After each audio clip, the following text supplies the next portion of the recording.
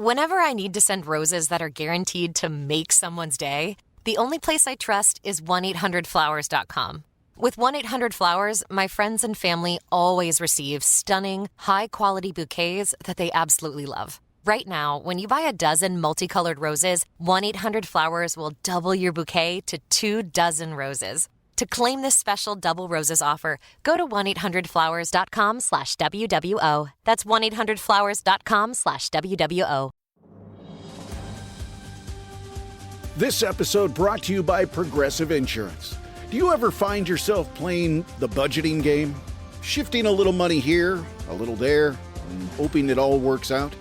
Well, with the Name Your Price tool from Progressive, you can get a better budgeter and potentially lower your insurance bill too. You tell Progressive what you want to pay for car insurance, and they'll help find you options within your budget. Try it today at Progressive.com. Progressive Casualty Insurance Company and Affiliates. Price and coverage match limited by state law. Not available in all states.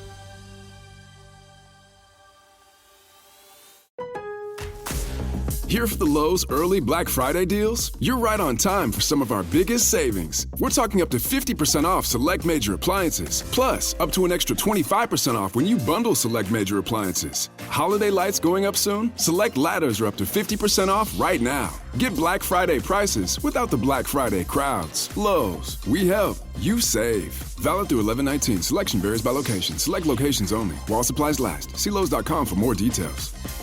Hello, and welcome to Around the Political World with John Rothman. I am your host, John Rothman. If you're a fan of the show, make sure to hit the follow button on the top right of Apple Podcasts, Spotify, or wherever you are listening at this very moment. When you hit follow, leave a review or share an episode with a friend. It helps other people discover the show, keeps us going. As I like to point out each and every day, it expands our base. There is so much big news this morning. Let's begin with the fact that in just a few hours, the House of Representatives will vote to release the Epstein files.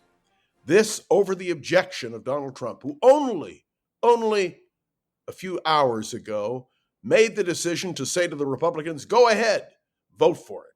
We have nothing to hide.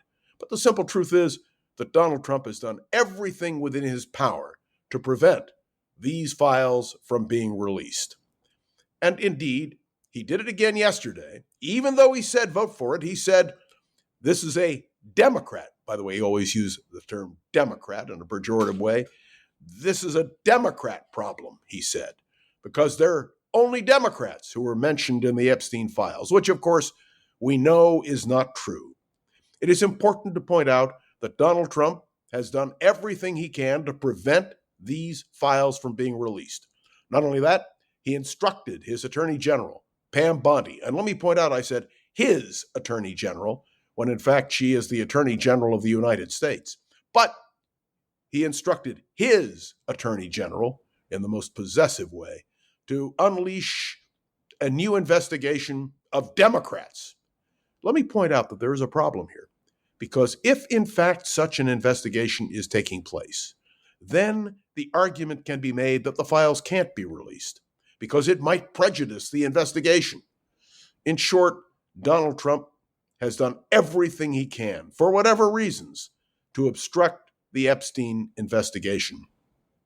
Now, it's also true that if Donald Trump wanted to, he could simply order the release of all the files. He is, after all, the President of the United States. But the President seems reluctant to do that. Now, why did he reverse course? And the answer is because he would have lost decisively in a vote in the House of Representatives. Republicans were deserting him in flocks. And what that means for Donald Trump is, well, it's better to go along, because suffering that kind of defeat would have been a disaster for Donald Trump. So what we now know is, and what must be clear, is we don't know what these files will tell us. We don't know whose names will be mentioned. But we do know that Donald Trump is mentioned repeatedly. The idea that Donald Trump would separate himself from Jeffrey Epstein after being such close friends for so many years, well, shouldn't surprise any of us.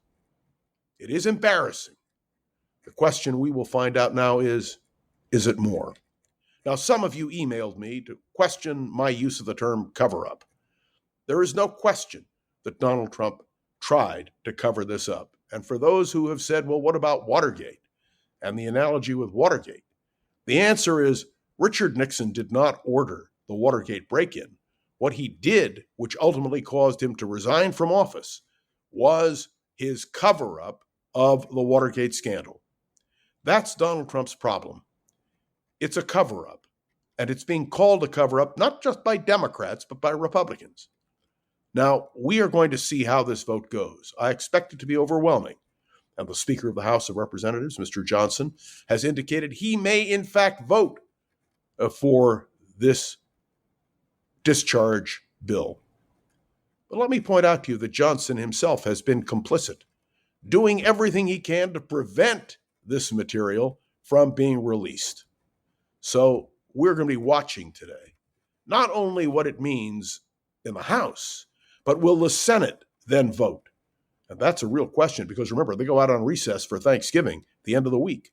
So let's hope that the Senate acts immediately and that then the President of the United States signs the appropriate discharge. But we'll see. All of this leads me to one conclusion, and that is that Donald Trump, for some reason, has been determined to cover this up. And, well, whether he's implicated or many other people are implicated, the fact is I listened this morning to the survivors who held a press conference and who, in dramatic and clear and precise fashion, indicated the terrible wrong done to them. And it's time. It's time for all of this to be released. Donald Trump may not be guilty of anything when it comes to Epstein, but he is guilty of trying to cover this up. And the only reason that he is now relenting on that position is because he doesn't have the votes. It's a good thing that the Republicans developed a spine. It's a good thing that the Republicans are now on the spot. And we will see what the result will be. I want to make a second comment. Yesterday, I used a term relative to what was happening in Chicago and what was happening in other communities, including in North Carolina. The question of the misuse, in my judgment, of ICE and the Border Patrol people, and I used the term Gestapo tactics on the streets of America. That term was used by Abraham Ribicoff, the late senator from Connecticut, when he spoke to the Democratic National Convention in 1968 in Chicago, when he said that Gestapo tactics were being used on the streets of Chicago. It shocked America, but most assuredly, it was something all of us were aware of, and we're aware of it now. Just listen to the accounts of people who are suffering in Charlotte because of what this administration has done. Yes, I believe it is Gestapo tactics because I believe in the principle articulated in my favorite television program, The Adventures of Superman. Truth, justice, and the American way. Where is the truth? Where is the justice? Where is the American way when people are rounded up because of the color of their skin or their accent? This is not the America that we believe in. The America we believe in believes in a very fundamental principle that you're innocent until proven guilty. I believe this is a tremendous abuse of power by this administration and by this president, and yes, by the Attorney General of the United States. And it needs to be addressed soon because it's not just Charlotte. It's all over the country where this could happen. And Donald Trump needs to be held accountable. This morning, I witnessed the ceremony at the White House for the Saudi Crown Prince, Mohammed bin Salman. This man, who was responsible for the murder of Khashoggi, the butchering of Khashoggi, who was a pariah, is now treated as an honored guest at the White House. I must tell you, I find this profoundly offensive. Now, it's true that Donald Trump is also going to sell F-35 fighter jets to Saudi Arabia. I don't like that either. Remember, the Saudis deal with the Chinese, They deal with the Russians. They deal with the Iranians. Will our secrets be maintained concerning the F-35s? And what about normalization of relations with Israel? We know that Donald Trump will push the Crown Prince in order to establish their participation in the Abraham Accords. Let's see what happens on that level. But we must never forget that Saudi Arabia is called Saudi Arabia because a family, the Saudi family, rules the Arabian Peninsula. We have all supported the Saudi family for fear that one day an Islamic revolution could take place, and then the Arabian Peninsula would be the Islamic Republic of Arabia. That would be antithetical to everything we want or desire. But I would be remiss if I did not point out, in the strongest possible terms, the fact that the Trump family is so intertwined with the Saudis and that they are making the Trump family a vast fortune right now, even as we speak, because of their relations with Saudi Arabia. And we are hearing that there will be large towers, Trump towers, built in Saudi Arabia.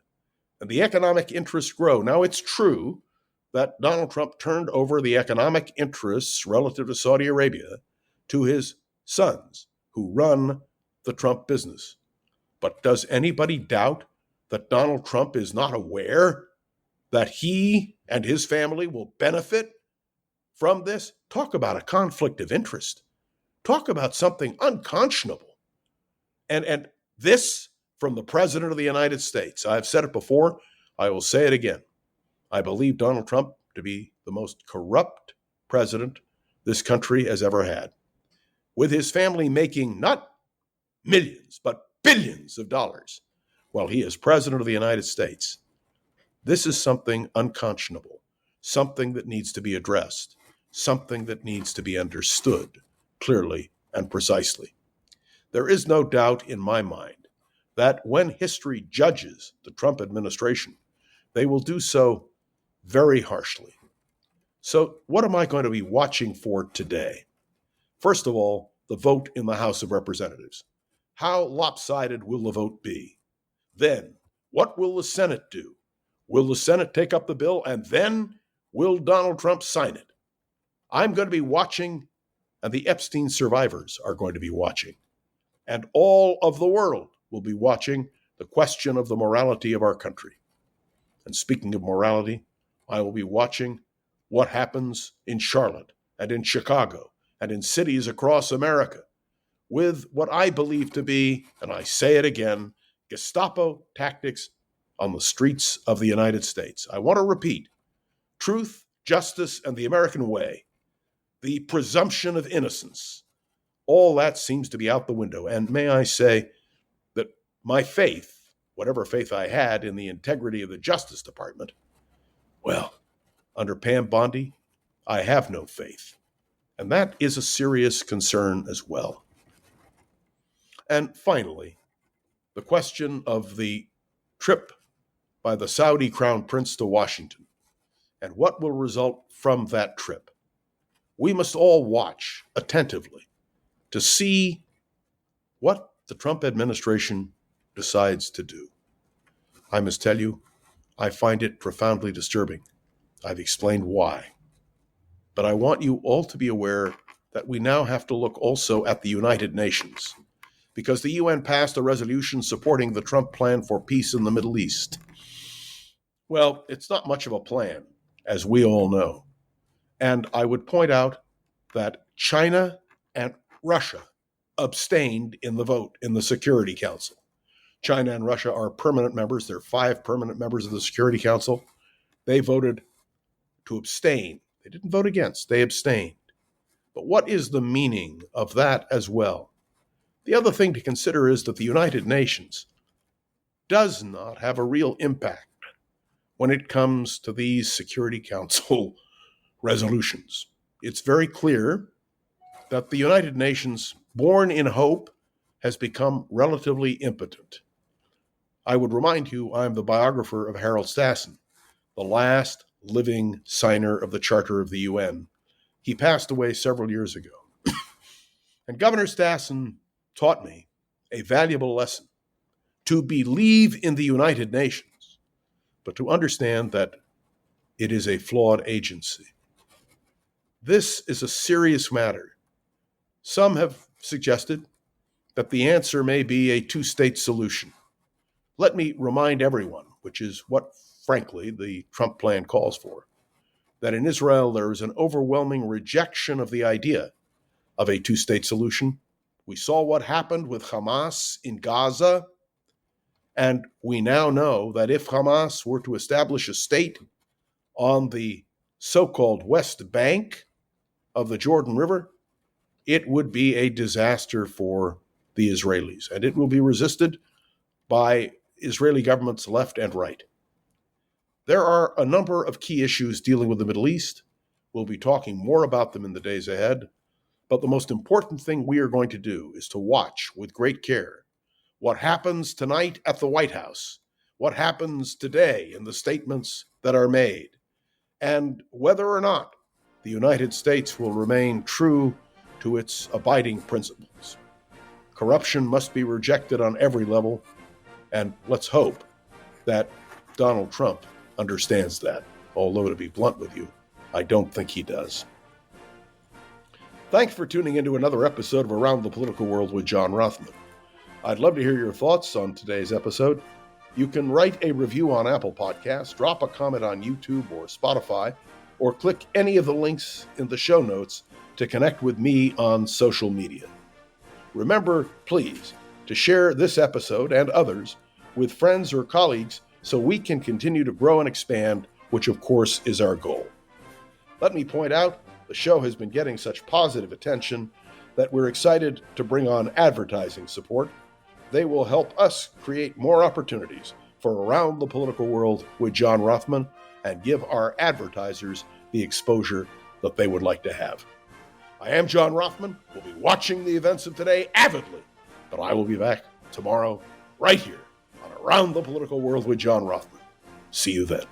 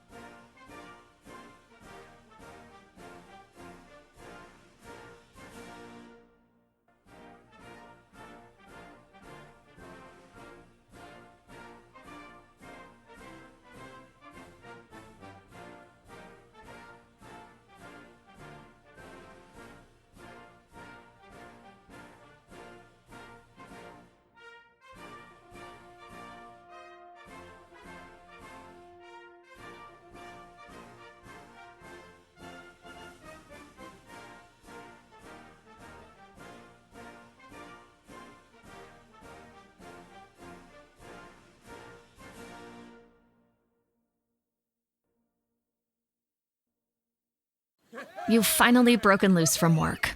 3 friends, 1 tea time, and then the text. Honey, there's water in the basement. Not exactly how you pictured your Saturday. That's when you call us, Cincinnati Insurance. We always answer the call, because real protection means showing up, even when things are in the rough. Cincinnati Insurance. Let us make your bad day better.